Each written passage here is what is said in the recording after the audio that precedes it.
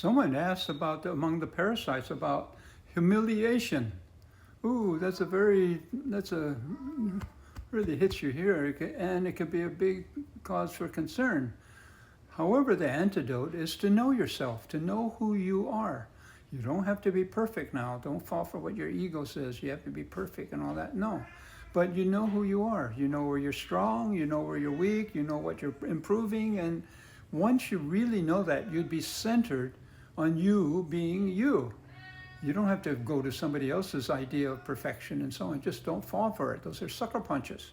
So like when I was in, let's say, middle school, I got a lot of dose of humiliation because I was the only Chinese in that school.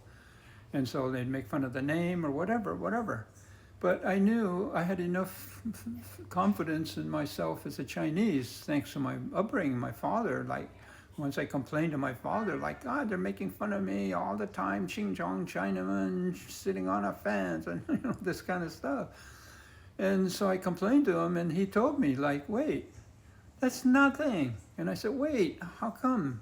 No, it's mean, it's hurtful. And he said, no.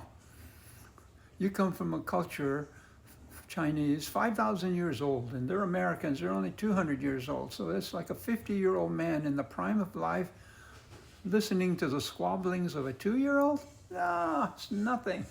And, so that kind of completely shook me up in my whole psyche about being Chinese changed.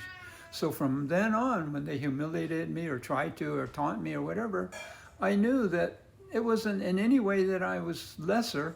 It was them being ignorant, right? And I'm sure all of you will have your own way of kind of configuring yourself and being proud of your culture.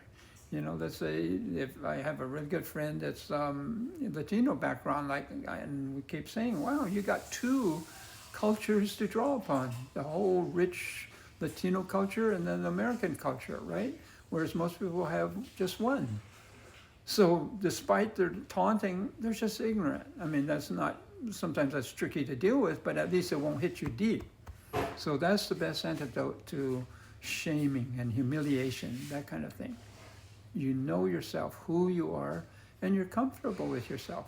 It doesn't mean you won't improve, but at this moment, at this time, you're fine. You're centered about yourself.